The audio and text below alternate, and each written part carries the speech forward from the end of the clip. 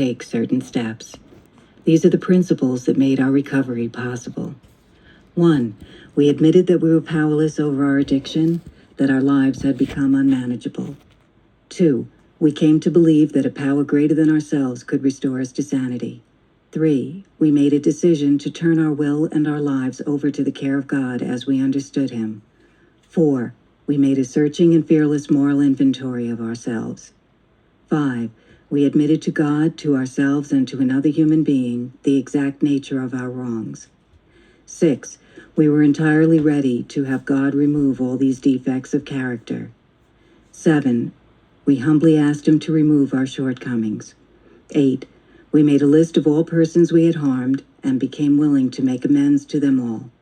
9. We made direct amends to such people wherever possible, except when to do so would injure them or others. 10. We continued to take personal inventory, and when we were wrong, promptly admitted it. 11. We sought through prayer and meditation to improve our conscious contact with God as we understood Him, praying only for knowledge of His will for us and the power to carry that out. 12.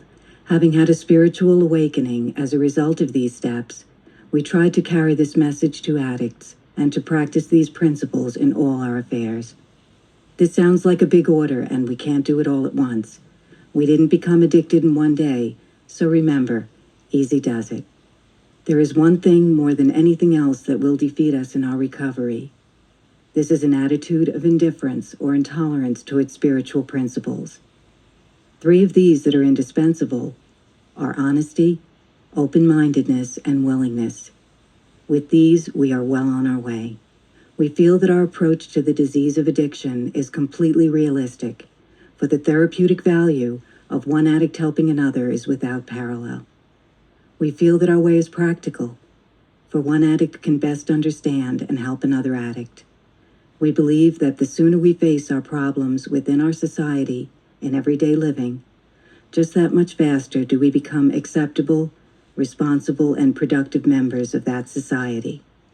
The only way to keep from returning to active addiction is not to take that first drug.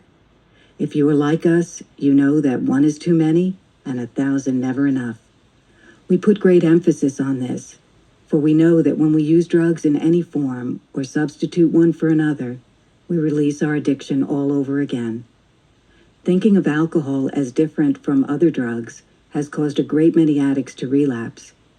Before we came to NA, many of us viewed alcohol separately, but we cannot afford to be confused about this. Alcohol is a drug. We are people with the disease of addiction who must abstain from all drugs in order to recover. These are some of the questions we have asked ourselves. Are we sure we want to stop using? Do we understand that we have no real control over drugs? Do we recognize that in the long run we didn't use drugs, they used us? Did jails and institutions take over the management of our lives at different times? Do we fully accept the fact that our every attempt to stop using or to control our using failed? Do we know that our addiction changed us into someone we didn't want to be? Dishonest, deceitful, self-willed, people at odds with ourselves and our fellow man? Do we really believe that we have failed as drug users? When we were using, reality became so painful that oblivion was preferable. We tried to keep other people from knowing about our pain. We isolated ourselves and lived in prisons that we built with loneliness. Through this desperation, we sought help in Narcotics Anonymous. When we come to NA, we are physically, mentally, and spiritually bankrupt. We have hurt so long that we are willing to go to any length to stay clean. Our only hope is to live by the example of those who have faced our dilemma and have found a way out. Regardless of who we are, where we came from, or what we have done, we are accepted in NA. Our addiction gives us a common ground for understanding one another. As a result of attending a few meetings, we begin to feel like we finally belong somewhere. It is in these meetings that we are introduced to the 12 steps of Narcotics Anonymous. We learn to work the steps in the order that they are written and to use them on a daily basis. The steps are our solution. They are our survival kit. They are our defense against addiction, which is a deadly disease. Our steps are the principles that make our recovery possible. Step 1. We admitted that we were powerless over our addiction, that our lives had become unmanageable. It doesn't matter what or how much we used. In Narcotics Anonymous, staying clean has to come first. We realize that we cannot use drugs and live. When we admit our powerlessness and our inability to manage our own lives, we open the door to recovery. No one could convince us that we were addicts. It is an admission that we have to make for ourselves. When some of us have doubts, we ask ourselves this question: can I control my use of any form of mind or mood-altering chemicals? Most addicts will see that control is impossible the moment it is suggested. Whatever the outcome, we find that we cannot control our using for any length of time. This would clearly suggest that an addict has no control over drugs. Powerlessness means using drugs against our will. If we can't stop using, how can we tell ourselves we are in control? The inability to stop using, even with the greatest willpower and the most sincere desire, is what we mean when we say we have absolutely no choice. However, we do have a choice after we stop trying to justify our using. We didn't stumble into this fellowship brimming with love, honesty, open-mindedness, or willingness. We reached a point where we could no longer continue using because of physical, mental, and spiritual pain. When we were beaten, we became willing. Our inability to control our usage of drugs is a symptom of the disease of addiction. We are powerless not only over drugs, but over our addiction as well. We need to admit this fact in order to recover. Addiction is a physical, mental, and spiritual disease that affects every area of our lives. The physical aspect of our disease is the compulsive use of drugs, the inability to stop using once we have started. The mental aspect of our disease is the obsession or overpowering desire to use, even when we are destroying our lives. The spiritual part of our disease is our total self-centeredness. We felt that we could stop whenever we wanted to, despite all evidence to the contrary. Denial, substitution, rationalization, justification, distrust of others, guilt, embarrassment, dereliction, degradation, isolation, and loss of control are all results of our disease. Our disease is progressive, incurable, and fatal. Most of us are relieved to find out we have a disease instead of a moral deficiency. We are not responsible for our disease, but we are responsible for our recovery. Most of us tried to stop using on our own, but we were unable to live with or without drugs. Eventually, we realized that we were powerless over our addiction. Many of us tried to stop using on sheer willpower. This action was a temporary solution. We saw that willpower alone would not work for any length of time. We tried countless other remedies: psychiatrists, hospitals, recovery houses, lovers, new towns, new jobs. Everything that we tried failed. We began to see that we had rationalized the most outrageous sort of nonsense to justify the mess that we made of our lives with drugs. Until we let go of our reservations, no matter what they are, the foundation of our recovery is in danger. Reservations rob us of the benefits that this program has to offer. In ridding ourselves of all reservations, we surrender. Then and only then can we be helped to recover from the disease of addiction. Now, the question is, if we are powerless, how can Narcotics Anonymous help? We begin by asking for help. The foundation of our program is the admission that we, of ourselves, do not have power over addiction. When we can accept this fact, we have completed the first part of step 1. A second admission must be made before our foundation is complete. If we stop here, we will know only half the truth. We are great ones for manipulating the truth. We say on one hand, yes, I am powerless over my addiction, and on the other hand, when I get my life together, I can handle drugs. Such thoughts and actions led us back to active addiction. It never occurred to us to ask, if we can't control our addiction, how can we control our lives? We felt miserable without drugs, and our lives were unmanageable. Unemployability, dereliction, and destruction are easily seen as characteristics of an unmanageable life. Our families generally are disappointed, baffled, and confused by our actions and often desert or disown us. Becoming employed, socially acceptable, and reunited with our families does not make our lives manageable. Social acceptability does not equal recovery. We have found that we had no choice except to completely change our old ways of thinking or go back to using. When we give our best, it works for us as it has worked for others. When we could no longer stand our old ways, we began to change. From that point forward, we began to see that every clean day is a successful day, no matter what happens. Surrender means not having to fight anymore. We accept our addiction and life the way it is.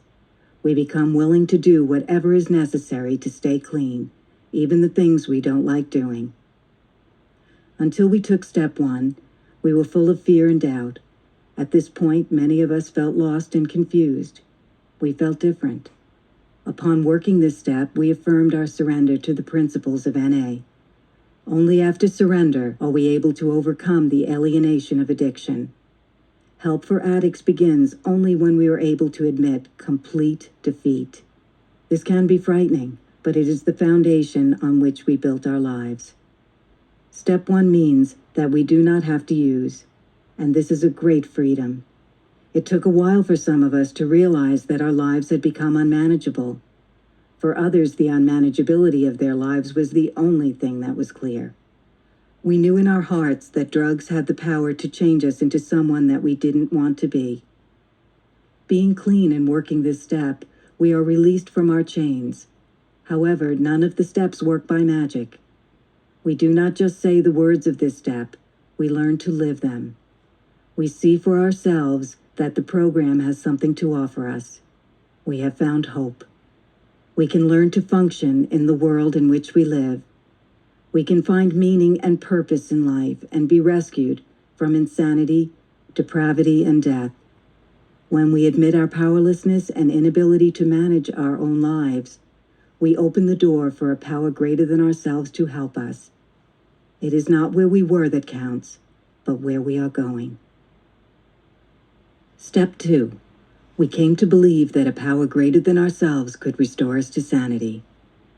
The second step is necessary if we expect to achieve ongoing recovery. The first step leaves us with the need to believe in something that can help us with our powerlessness, uselessness, and helplessness. The first step has left a vacuum in our lives. We need to find something to fill that void.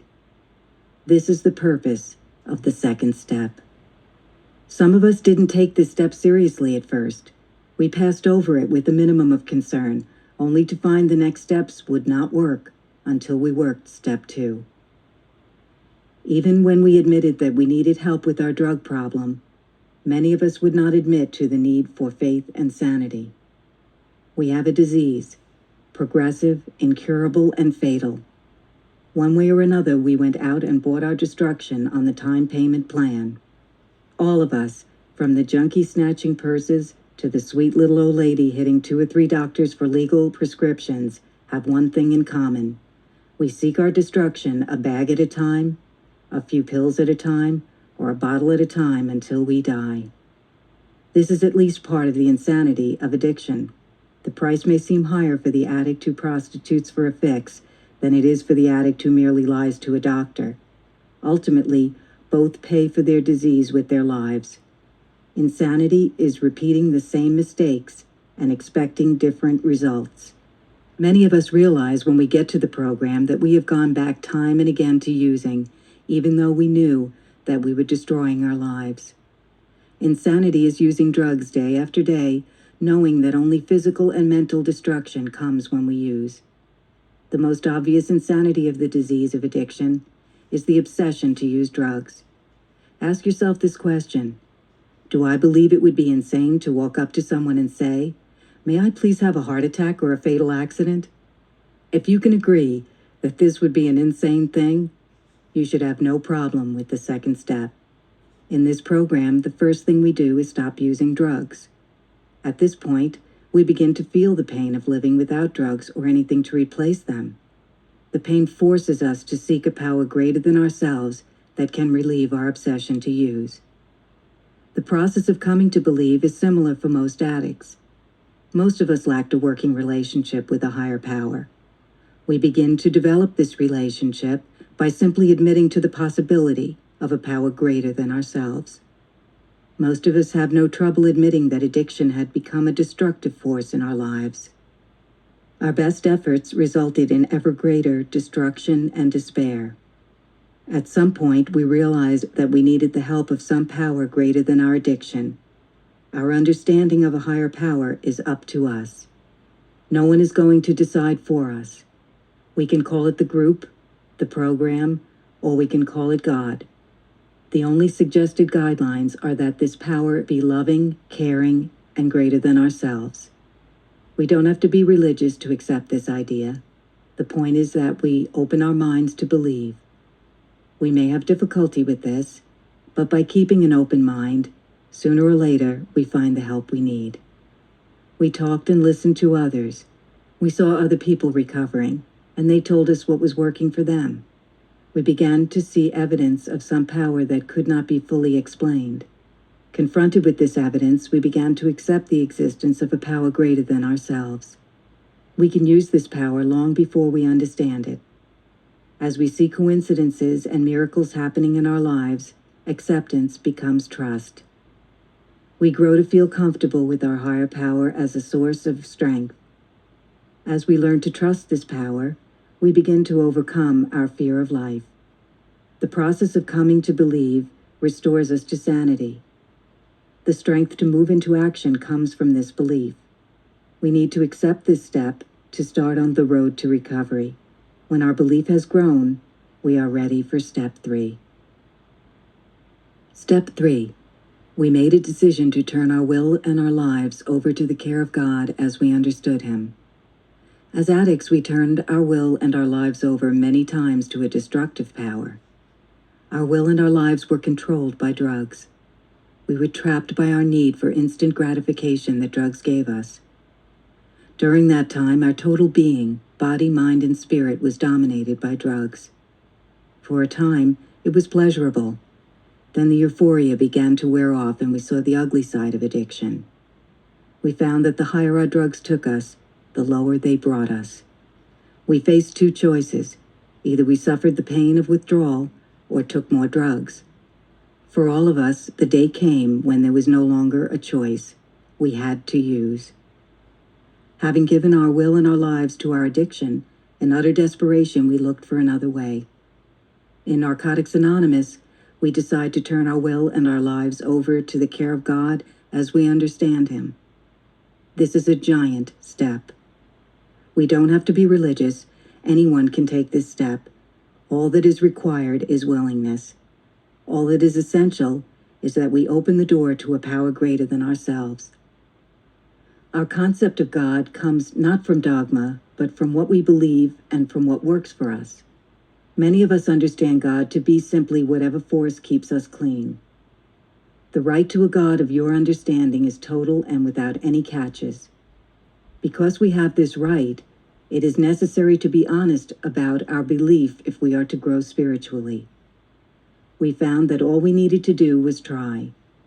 When we gave our best effort, the program worked for us as it has worked for countless others. The 3rd step does not say, we turned our will and our lives over to the care of God. It says, we made a decision to turn our will and our lives over to the care of God as we understood Him. We made the decision. It was not made for us by the drugs, our families, a probation officer, judge, therapist, or doctor. We made it. For the first time since that first high, we have made a decision for ourselves.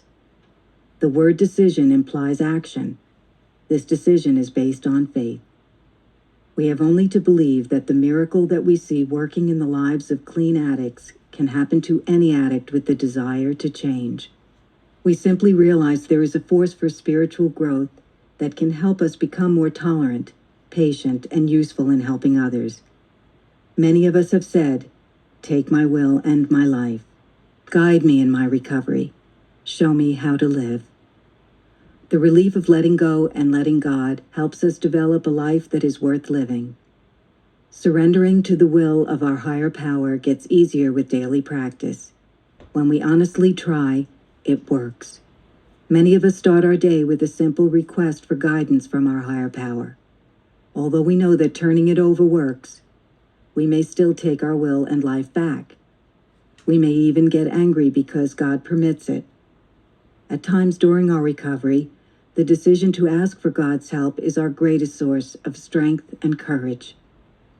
We cannot make this decision often enough. We surrender quietly and let the God of our understanding take care of us.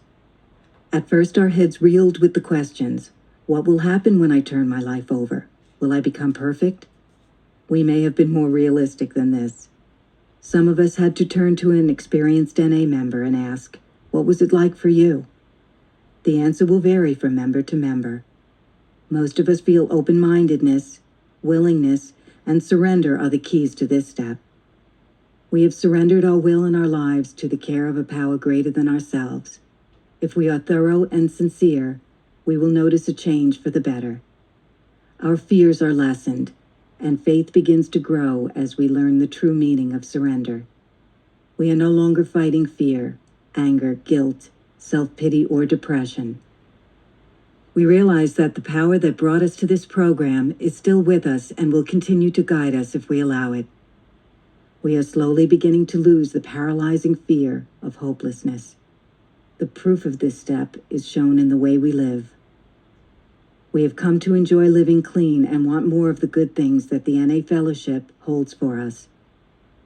We know now that we cannot pause in our spiritual program. We want all that we can get. We are now ready for our first honest self-appraisal, and we begin with Step 4. Step 4. We made a searching and fearless moral inventory of ourselves. The purpose of a searching and fearless moral inventory is to sort through the confusion and the contradiction of our lives so that we can find out who we really are. We are starting a new way of life and need to be rid of the burdens and traps that controlled us and prevented our growth. As we approach this step, most of us are afraid that there is a monster inside of us that, if released, will destroy us. This fear can cause us to put off our inventory, or may even prevent us from taking this crucial step at all. We have found that fear is lack of faith, and we have found a loving personal God to whom we can turn. We no longer need to be afraid. We have been experts at self-deception and rationalization. By writing our inventory, we can overcome these obstacles. A written inventory will unlock parts of our subconscious that remain hidden when we simply think about or talk about who we are. Once it is all down on paper, it is much easier to see, and much harder to deny our true nature. Honest self-assessment is one of the keys to our new way of life. Let's face it, when we were using, we were not honest with ourselves. We are becoming honest with ourselves when we admit that addiction has defeated us and that we need help. It took a long time to admit that we were beaten. We found that we do not recover physically, mentally, or spiritually overnight. Step 4 will help us toward our recovery. Most of us find that we were neither as terrible nor as wonderful as we supposed. We are surprised to find that we have good points in our inventory. Anyone who has some time in the program and has worked this step will tell you that the 4th step was a turning point in their life. Some of us make the mistake of approaching the 4th step as if it were a confession of how horrible we are, what a bad person we have been.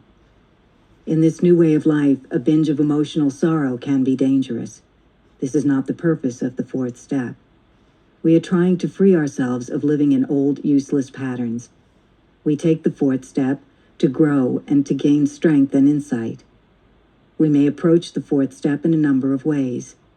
To have the faith and courage to write a fearless inventory, steps 1, 2, and 3 are the necessary preparation.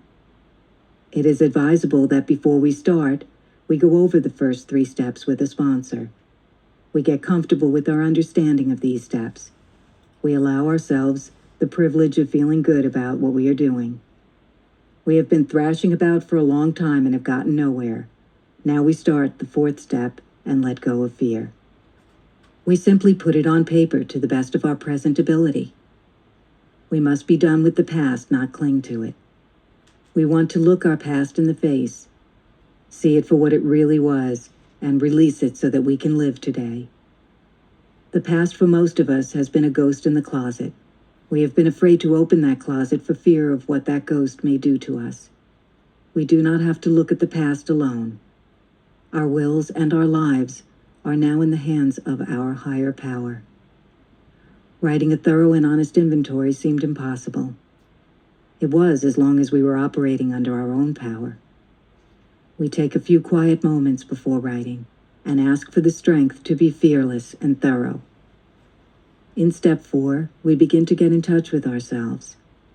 We write about our liabilities, such as guilt, shame, remorse, self-pity, resentment, anger, depression, frustration, confusion, loneliness, anxiety, betrayal, hopelessness, failure, fear, and denial.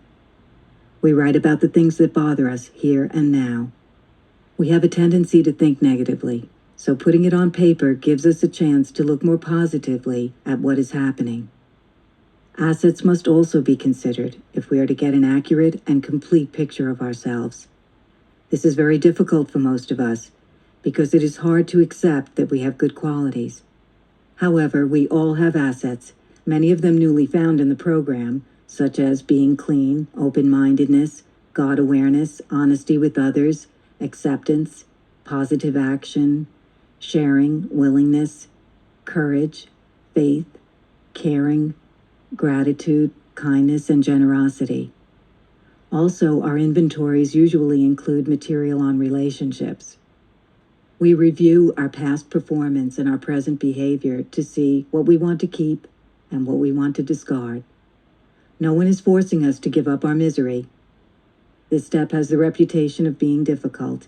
In reality, it is quite simple. We write our inventory without considering the 5th step. We work step 4 as if there were no step 5. We can write alone or near other people. Whatever is more comfortable to the writer is fine. We can write as long or as short as needed. Someone with experience can help. The important thing is to write a moral inventory. If the word moral bothers us, we may call it a positive negative inventory. The way to write an inventory is to write it. Thinking about an inventory, talking about it, theorizing about the inventory will not get it written. We sit down with a notebook, ask for guidance, pick up our pen, and start writing. Anything we think about is inventory material. When we realize how little we have to lose and how much we have to gain, we begin this step. A basic rule of thumb is that we can write too little, yet we can never write too much. The inventory will fit the individual. Perhaps this seems difficult or painful. It may appear impossible. We may fear that being in touch with our feelings will trigger an overwhelming chain reaction of pain and panic. We may feel like avoiding an inventory because of a fear of failure. When we ignore our feelings, the tension becomes too much for us. The fear of impending doom is so great that it overrides our fear of failure. An inventory becomes a relief because the pain of doing it is less than the pain of not doing it. We learn that pain can be a motivating factor in recovery. Thus, facing it becomes unavoidable. Every topic of step meeting seems to be on the 4th step or doing a daily inventory.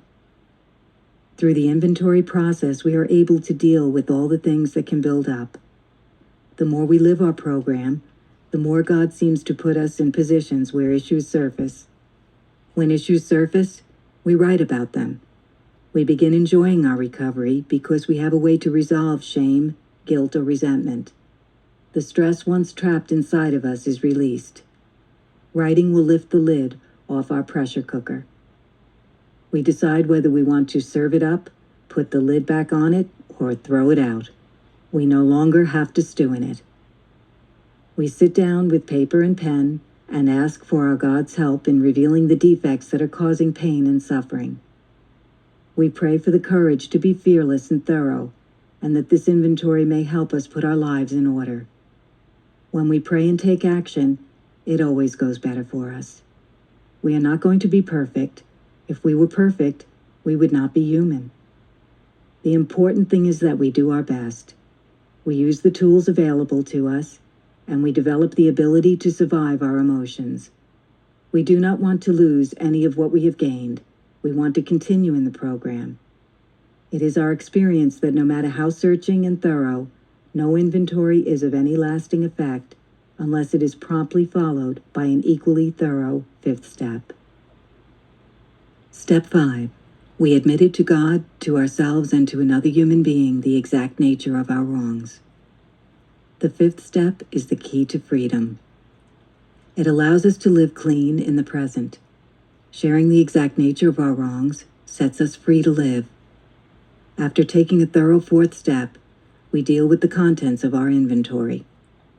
We are told that if we keep these defects inside us, they will lead us back to using. Holding on to our past would eventually sicken us and keep us from taking part in our new way of life. If we are not honest when we take a fifth step, we will have the same negative results that dishonesty brought us in the past. Step 5 suggests that we admit to God, to ourselves, and to another human being the exact nature of our wrongs. We looked at our wrongs, examined our behavior patterns, and started to see the deeper aspects of our disease. Now we sit with another person and share our inventory out loud. Our higher power will be with us during our fifth step. We will receive help and be free to face ourselves and another human being. It seemed unnecessary to admit the exact nature of our wrongs to our higher power. God already knows that stuff, we rationalized. Although he already knows, the admission must come from our own lips to be truly effective. Step 5 is not simply a reading of Step 4. For years we avoided seeing ourselves as we really were. We were ashamed of ourselves and felt isolated from the rest of the world. Now that we have the shameful part of our past trapped, we can sweep it out of our lives if we face and admit it. It would be tragic to write it all down and then shove it in a drawer. These defects grow in the dark and die in the light of exposure. Before coming to Narcotics Anonymous, we felt that no one could understand the things we had done. We feared that if we ever revealed ourselves as we were, we would surely be rejected. Most addicts are uncomfortable about this. We recognize that we have been unrealistic in feeling this way. Our fellow members do understand us. We must carefully choose the person who is to hear our fifth step. We must make sure that they know what we are doing and why we are doing it. Although there is no hard rule about the person of our choice, it is important that we trust the person. Only complete confidence in the person's integrity and discretion can make us willing to be thorough in this step.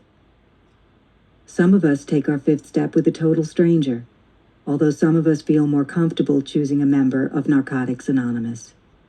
We know that another addict would be less likely to judge us with malice or misunderstanding. Once we make a choice and are actually alone with that person, we proceed with their encouragement. We want to be definite, honest and thorough, realizing that this is a life and death matter. Some of us tried to hide part of our past in an attempt to find an easier way of dealing with our inner feelings. We may think we have done enough by writing about our past. We cannot afford this mistake. This step will expose our motives and our actions. We cannot expect these things to reveal themselves. Our embarrassment is eventually overcome, and we can avoid future guilt. We do not procrastinate. We must be exact. We want to tell the simple truth, cut and dried, as quickly as possible. There is always a danger that we will exaggerate our wrongs. It is equally dangerous to minimize or rationalize our part in past situations. After all, we still want to sound good. Addicts tend to live secret lives. For many years, we covered low self-esteem by hiding behind phony images that we hoped would fool people. Unfortunately, we fooled ourselves more than anyone. Although we often appeared attractive and confident on the outside, we were really hiding a shaky, insecure person on the inside. The masks have to go. We share our inventory as it is written, skipping nothing. We continue to approach this step with honesty and thoroughness until we finish. It is a great relief to get rid of all our secrets and to share the burden of our past. Usually, as we share this step, the listener will share some of his or her story too. We find that we are not unique. We see by the acceptance of our confidant that we can be accepted just the way we are. We may never be able to remember all of our past mistakes. We do, however, give it our best and most complete effort. We begin to experience real personal feelings of a spiritual nature. Where once we had spiritual theories, we now begin to awaken to spiritual reality. This initial examination of ourselves usually reveals some behavior patterns that we don't particularly like. However, facing these patterns and bringing them out in the open makes it possible for us to deal with them constructively. We cannot make these changes alone.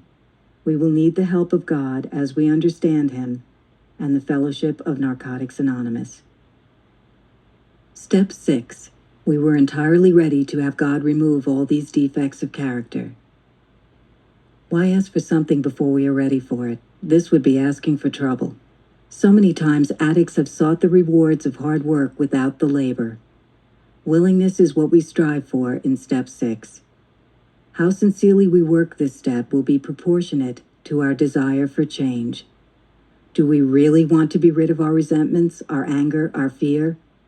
Many of us cling to our fears, doubts, self-loathing, or hatred because there is a certain distorted security in familiar pain.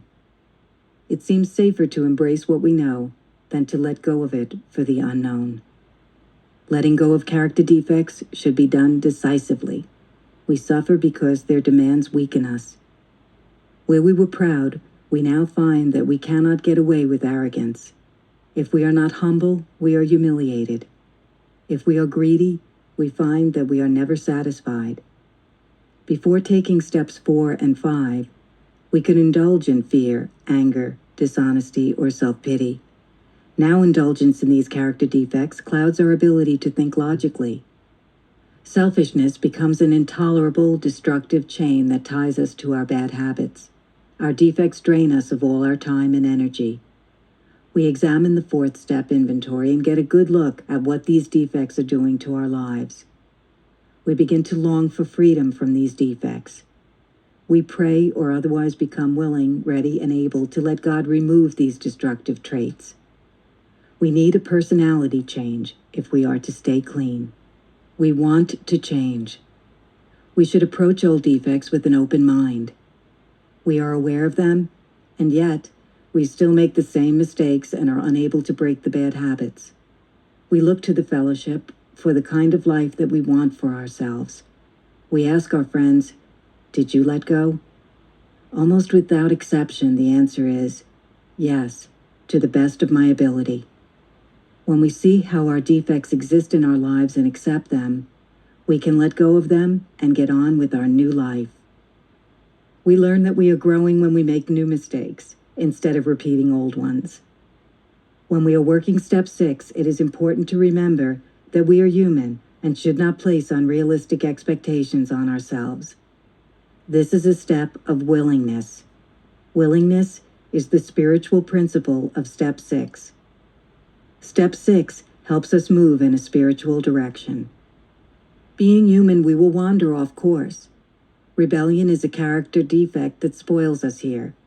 We need not lose faith when we become rebellious. Rebellion can produce indifference or intolerance, which can be overcome by persistent effort. We keep asking for willingness. We may be doubtful that God will see fit to relieve us or that something will go wrong. We ask another member who says, "You're right where you're supposed to be." We renew our readiness to have our defects removed. We surrender to the simple suggestions that the program offers us. Even though we are not entirely ready, we are headed in the right direction. Eventually, faith, humility, and acceptance replace pride and rebellion. We come to know ourselves. We find ourselves growing into mature consciousness. We begin to feel better as willingness grows into hope. Perhaps for the first time, we see a vision of our new life. With this insight, we put our willingness into action by moving on to Step 7. Step 7. We humbly asked Him to remove our shortcomings. Character defects or shortcomings are those things that cause pain and misery all of our lives. If they contributed to our health and happiness, we would not have come to such a state of desperation. We had to become ready to have God, as we understood Him, remove these defects. Having decided that we want God to relieve us of the useless or destructive aspects of our personalities, we have arrived at the 7th step. We couldn't handle the ordeal of life all by ourselves. It wasn't until we made a real mess of our lives that we realized we couldn't do it alone. By admitting this, we achieved a glimpse of humility. This is the main ingredient of Step 7. Humility is a result of getting honest with ourselves. We have practiced being honest since Step 1. We accepted our addiction and powerlessness. We found a strength beyond ourselves and learned to rely on it. We examined our lives and discovered who we really are. To be truly humble is to accept and honestly try to be ourselves. None of us is perfectly good or perfectly bad. We are people who have assets and liabilities. Most importantly, we are human. Humility is as much a part of staying clean as food and water are to staying alive. As our addiction progressed, we devoted our energy towards satisfying our material desires. All other needs were beyond our reach. We always wanted gratification of our basic desires. The 7th step is an action step, and it is time to ask God for help and relief. We have to understand that our way of thinking is not the only way. Other people can give us direction. When someone points out a shortcoming, our first reaction may be defensive. We must realize that we are not perfect. There will always be room for growth. If we truly want to be free, we will take a good look at input from fellow addicts. If the shortcomings we discover are real, and we have a chance to be rid of them, we will surely experience a sense of well-being. Some will want to get on their knees for this step. Some will be very quiet, and others will put forth a great emotional effort to show intense willingness. The word humble applies because we approach this power greater than ourselves to ask for the freedom to live without the limitations of our past ways. Many of us are willing to work this step without reservations, on pure blind faith, because we are sick of what we have been doing and how we are feeling. Whatever works, we go all the way. This is our road to spiritual growth. We change every day. We gradually and carefully pull ourselves out of the isolation and loneliness of addiction and into the mainstream of life. This growth is not the result of wishing, but of action and prayer.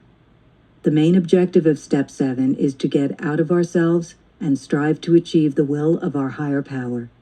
If we are careless and fail to grasp the spiritual meaning of this step, we may have difficulties and stir up old troubles. One danger is in being too hard on ourselves. Sharing with other recovering addicts will help us to avoid becoming morbidly serious about ourselves. Accepting the defects of others can help us become humble and pave the way for our own defects to be relieved. God often works through those who care enough about recovery to help make us aware of our shortcomings. We have noticed that humility plays a big part in this program and our new way of life. We take our inventory, we become ready to let God remove our defects of character, we humbly ask Him to remove our shortcomings. This is our road to spiritual growth, and we will want to continue. We are ready for Step 8. Step 8. We made a list of all persons we had harmed and became willing to make amends to them all. Step 8 is the test of our newfound humility. Our purpose is to achieve freedom from the guilt that we have carried. We want to look the world in the eye with neither aggressiveness nor fear. Are we willing to make a list of all persons we had harmed to clear away the fear and guilt that our past holds for us? Our experience tells us that we must become willing before this step will have any effect. The 8th step is not easy. It demands a new kind of honesty about our relations with other people. The 8th step starts the process of forgiveness. We forgive others, possibly we are forgiven, and finally we forgive ourselves and learn how to live in the world. By the time we reach this step, we have become ready to understand rather than to be understood. We can live and let live easier when we know the areas in which we owe amends. It seems hard now, but once we have done it, we will wonder why we did not do it long ago. We need some real honesty before we can make an accurate list. In preparing to make the 8th step list, it is helpful to define harm. One definition of harm is physical or mental damage. Another definition of harm is inflicting pain, suffering, or loss. The damage may be caused by something that is said, done, or left undone. Harm can result from words or actions, either intentional or unintentional. The degree of harm can range from making someone feel mentally uncomfortable to inflicting bodily injury or even death. The 8th step presents us with a problem. Many of us have difficulty admitting that we caused harm for others because we thought we were victims of our addiction. Avoiding this rationalization is crucial to the 8th step. We must separate what was done to us from what we did to others. We cut away our justifications and our ideas of being a victim. We often feel that we only harmed ourselves, yet we usually list ourselves last, if at all. This step is doing the legwork to repair the wreckage of our lives. It will not make us better people to judge the faults of another. It will make us feel better to clean up our lives by relieving ourselves of guilt. By writing our list, we can no longer deny that we caused harm. We admit that we hurt others, directly or indirectly, through some action, lie, broken promise, or neglect. We make our list, or take it from our 4th step, and add additional people as we think of them. We face this list honestly and openly examine our faults so we can become willing to make amends. In some cases, we may not know the persons that we have wronged. While using, anyone that we contacted was at risk. Many members mention their parents, spouses, children, friends, lovers, other addicts, casual acquaintances, co-workers, employers, teachers, landlords, and total strangers. We may also place ourselves on the list, because while practicing our addiction, we have slowly been killing ourselves. We may find it beneficial to make a separate list of people to whom we owe financial amends. As with each step, we must be thorough. Most of us fall short of our goals more often than we exceed them. At the same time, we cannot put off completion of this step just because we are not sure that our list is complete. We are never finished. The final difficulty in working the 8th step is separating it from the 9th step. Projections about actually making amends can be a major obstacle both in making the list and in becoming willing. We do this step as if there were no 9th step. We do not even think about making the amends, but just concentrate on exactly what the 8th step says. Make a list and become willing. The main thing this step does for us is to help build awareness that little by little, we are gaining new attitudes about ourselves and how we deal with other people. Listening carefully to other members share their experience regarding this step can relieve any confusion that we may have about writing our list. Also, our sponsors may share with us how Step 8 worked for them. Asking a question during a meeting can give us the benefit of group conscience. The 8th step offers a big change from a life dominated by guilt and remorse. Our futures are changed because we don't have to avoid those who we have harmed. As a result of this step, we receive a new freedom that can end isolation. As we realize our need to be forgiven, we tend to be more forgiving. At least we know that we are no longer intentionally making life miserable for people. The 8th step is an action step. Like all the steps, it offers immediate benefits. We are now free to begin our amends in Step 9. Step 9. We made direct amends to such people wherever possible, except when to do so would injure them or others. This step should not be avoided. If we do, we are reserving a place in our program for relapse. Pride, fear, and procrastination often seem an impossible barrier. They stand in the way of progress and growth. The important thing is to take action and to be ready to accept the reactions of those persons we have harmed. We make amends to the best of our ability. Timing is an essential part of this step. We should make amends when the opportunity presents itself, except when to do so will cause more harm. Sometimes we cannot actually make the amends. It is neither possible nor practical. In some cases, amends may be beyond our means. We find that willingness can serve in the place of action where we are unable to contact the person that we have harmed. However, we should never fail to contact anyone because of embarrassment, fear, or procrastination. We want to be free of our guilt, but we don't wish to do so at the expense of anyone else. We might run the risk of involving a third person or some companion from our using days who does not wish to be exposed. We do not have the right or the need to endanger another person. It is often necessary to take guidance from others in these matters. We recommend turning our legal problems over to lawyers and our financial or medical problems to professionals. Part of learning how to live successfully is learning when we need help. In some old relationships, an unresolved conflict may still exist. We do our part to resolve old conflicts by making our amends. We want to step away from further antagonisms and ongoing resentments. In many instances, we can only go to the person and humbly ask for understanding of past wrongs. Sometimes this will be a joyous occasion when old friends or relatives prove willing to let go of their bitterness.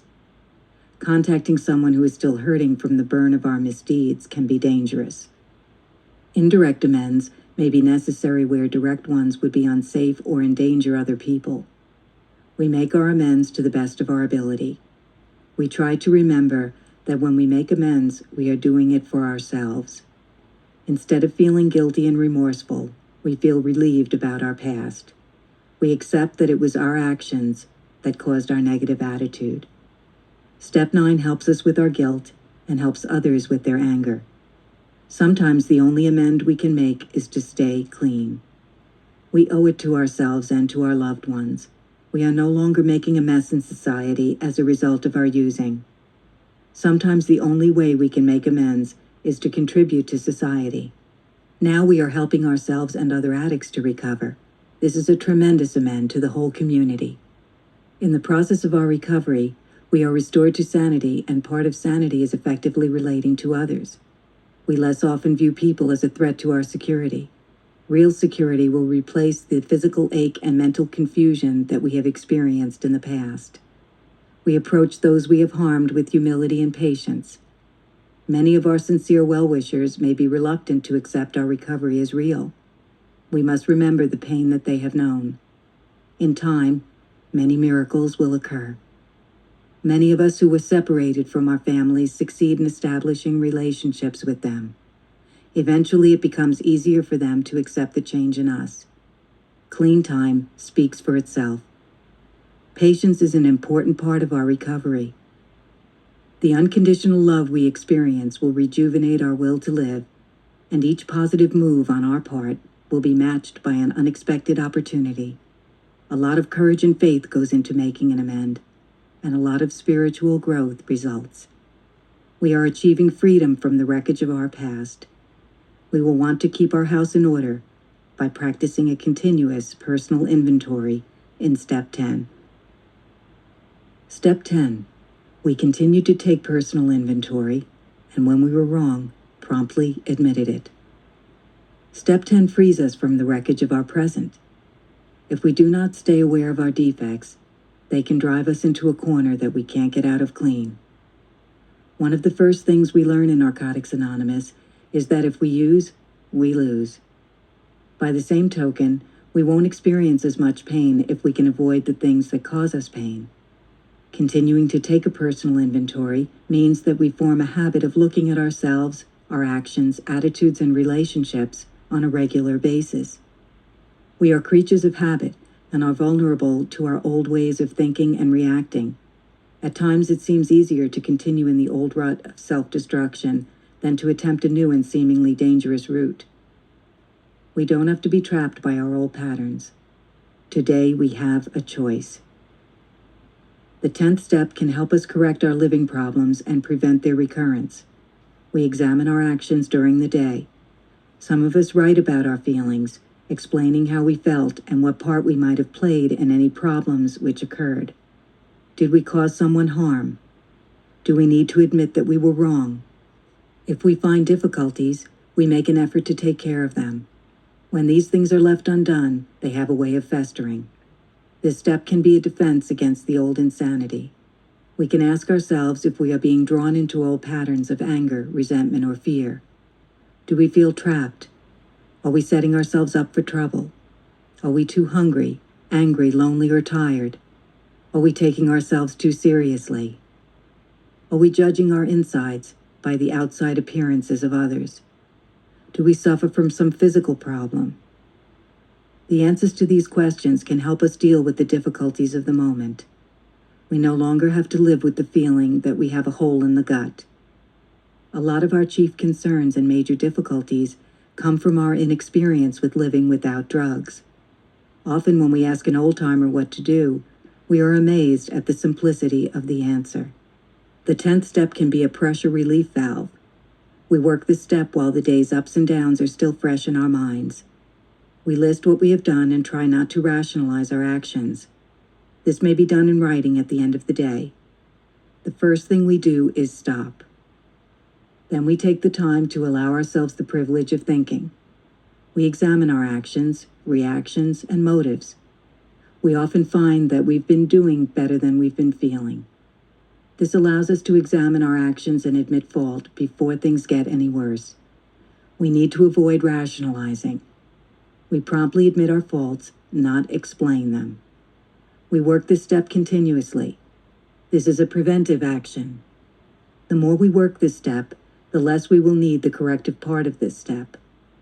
This step is a great tool for avoiding grief before we bring it on ourselves. We monitor our feelings, emotions, fantasies, and actions. By constantly looking at ourselves, we are able to avoid repeating the actions that make us feel bad. We need this step even when we're feeling good and when things are going well. Good feelings are new to us, and we need to nurture them. In times of trouble, we can try the things that work during the good times. We have the right to feel good. We have a choice. The good times can also be a trap. The danger is that we may forget that our first priority is to stay clean. For us, recovery is more than just pleasure. We need to remember that everyone makes mistakes. We will never be perfect. However, we can accept ourselves by using step 10. By continuing a personal inventory, we are set free in the here and now from ourselves and the past. We no longer justify our existence. This step allows us to be ourselves. Step 11. We sought through prayer and meditation to improve our conscious contact with God as we understood Him, praying only for knowledge of His will for us and the power to carry that out. The first 10 steps have set the stage for us to improve our conscious contact with the God of our understanding. They give us the foundation to achieve our long-sought positive goals. Having entered this phase of our spiritual program through practicing the previous 10 steps, most of us welcome the exercise of prayer and meditation. Our spiritual condition is the basis for a successful recovery that offers unlimited growth. Many of us really begin to appreciate our recovery when we get to the 11th step. In the 11th step, our lives take on a deeper meaning. By surrendering control, we gain a far greater power. The nature of our belief will determine the manner of our prayers and meditations. We need only make sure that we have a system of belief that works for us. Results count in recovery. As has been noted elsewhere, our prayers seemed to work as soon as we entered the program of Narcotics Anonymous and we surrendered to our disease. The conscious contact described in this step is the direct result of living the steps. We use this step to improve and maintain our spiritual condition. When we first came into the program, we received help from a power greater than ourselves. This was set in motion by our surrender to the program. The purpose of the 11th step is to increase our awareness of that power and to improve our ability to use it as a source of strength in our new lives. The more we improve our conscious contact with our God through prayer and meditation, the easier it is to say, "Your will, not mine, be done." We can ask for God's help when we need it, and our lives get better. The experiences that some people talk about regarding meditation and individual religious beliefs don't always apply to us. Ours is a spiritual, not a religious program. By the time we get to the 11th step, character defects that caused problems in the past have been addressed by working the preceding 10 steps. The image of the kind of person that we would like to be is a fleeting glimpse of God's will for us. Often our outlook is so limited that we can only see our immediate wants and needs. It is easy to slip back into our old ways. To ensure our continued growth and recovery, we have to learn to maintain our lives on a spiritually sound basis. God will not force His goodness on us, but we will receive it if we ask.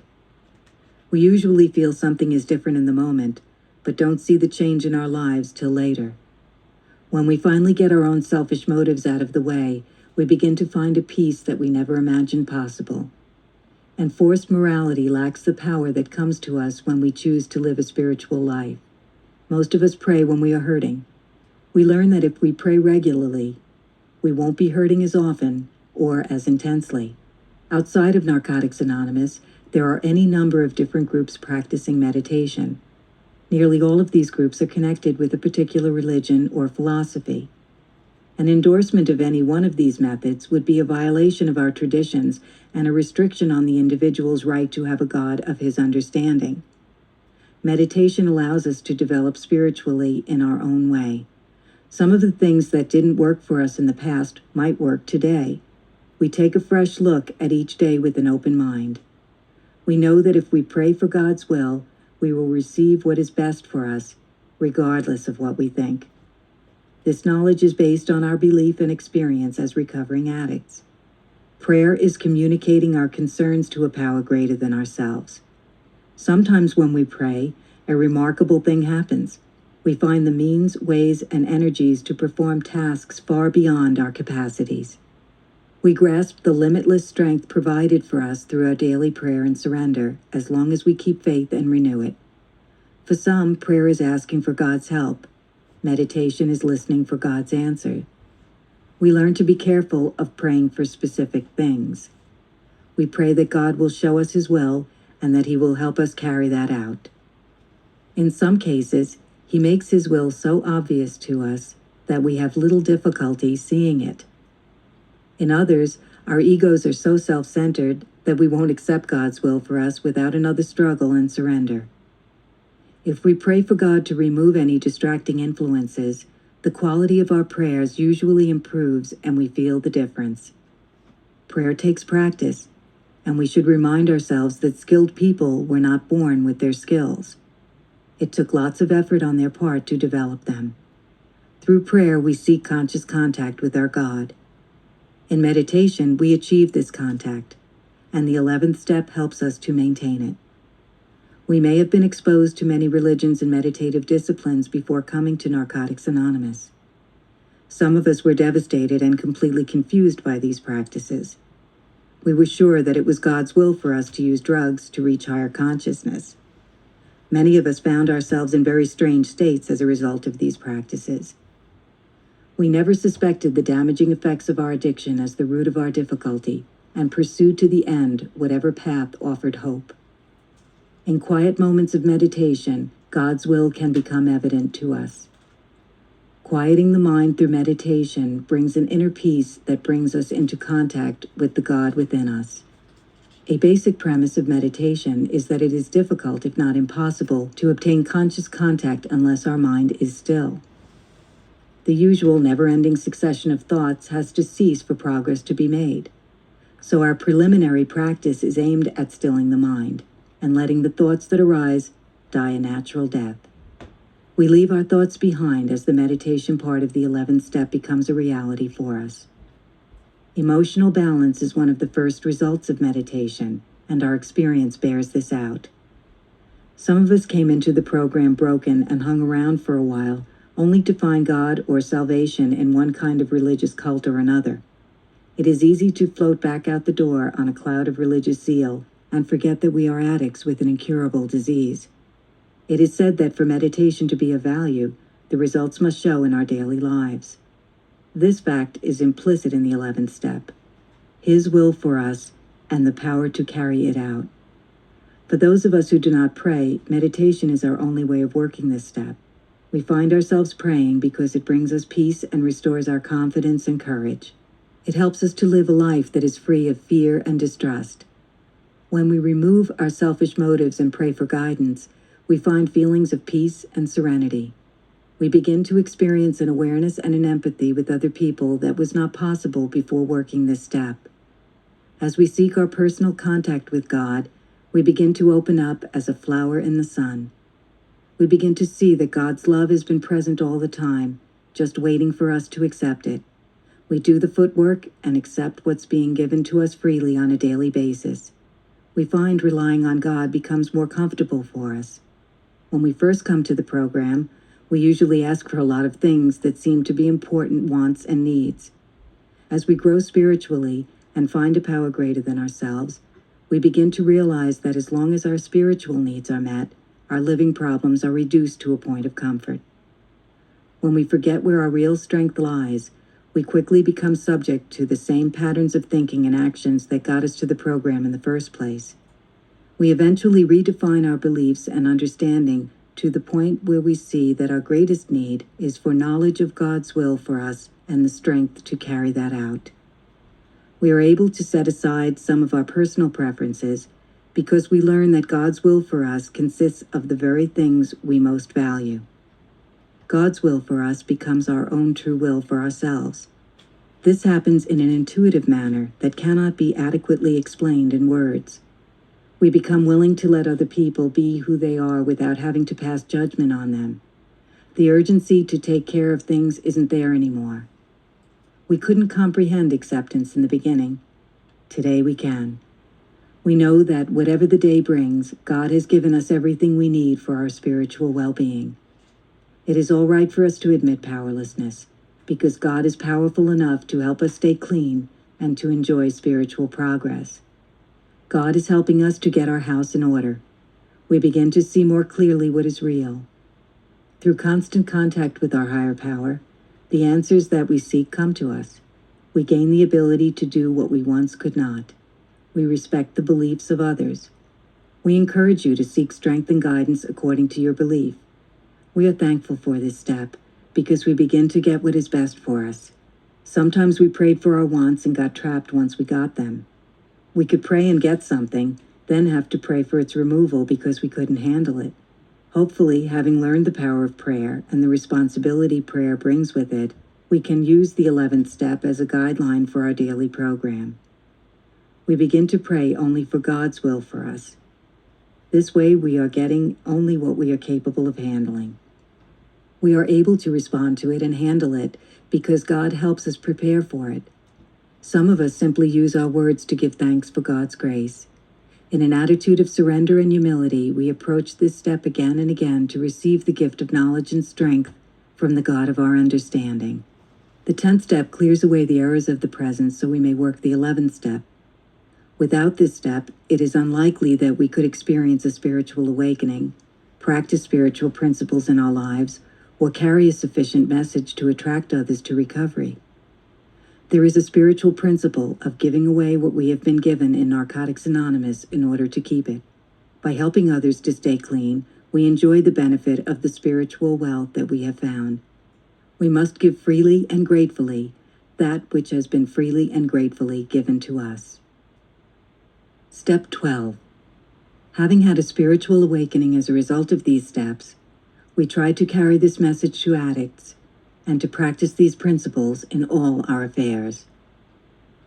We came to Narcotics Anonymous as the result of the wreckage of our past. The last thing we expected was an awakening of the spirit. We just wanted to stop hurting. The steps lead to an awakening of a spiritual nature.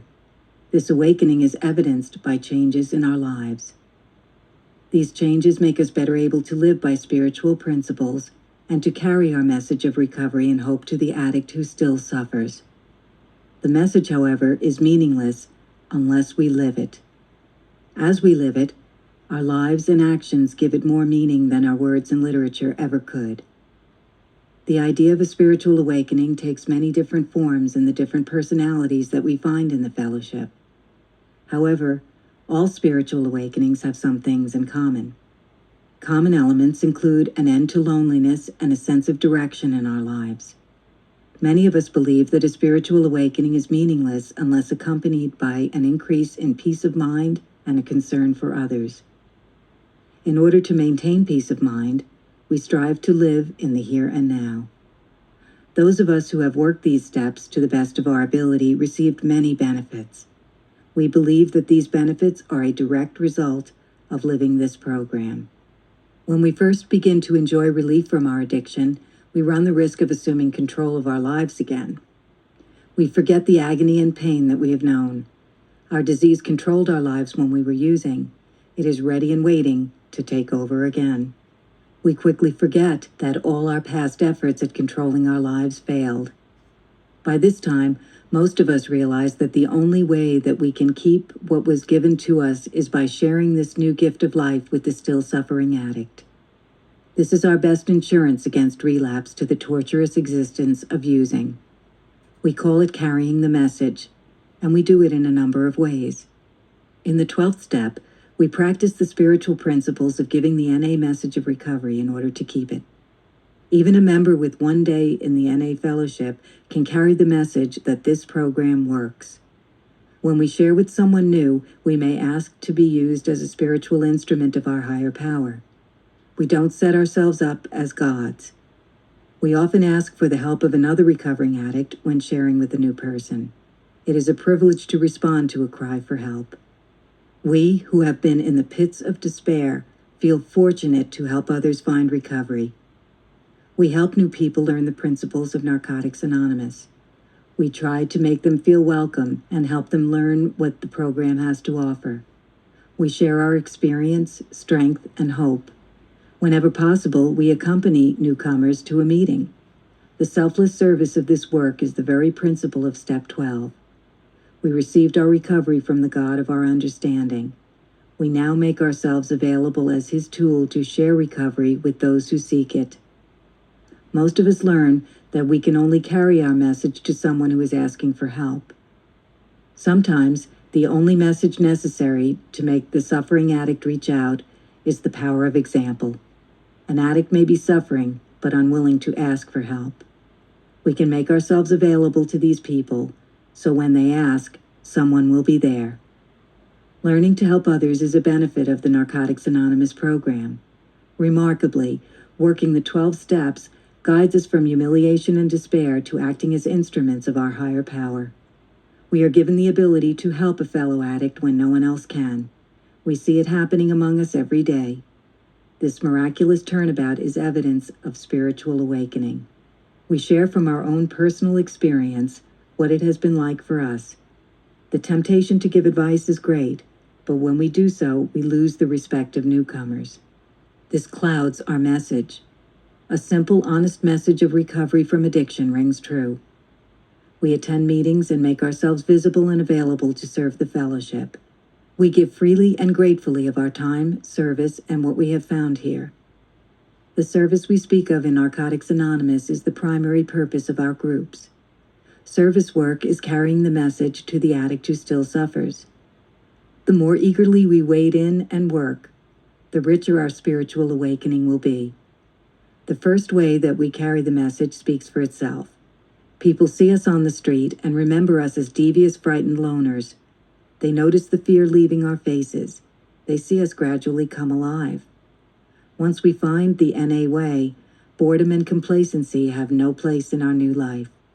By staying clean, we begin to practice spiritual principles, such as hope, surrender, acceptance, honesty, open-mindedness, willingness, faith, tolerance, patience, humility, unconditional love, sharing and caring. As our recovery progresses, spiritual principles touch every area of our lives, because we simply try to live this program in the here and now. We find joy as we start to learn how to live by the principles of recovery. It is the joy of watching as a person 2 days clean says to a person with 1 day clean, "An addict alone is in bad company." It is the joy of watching a person who is struggling to make it, suddenly, in the middle of helping another addict to stay clean, become able to find the words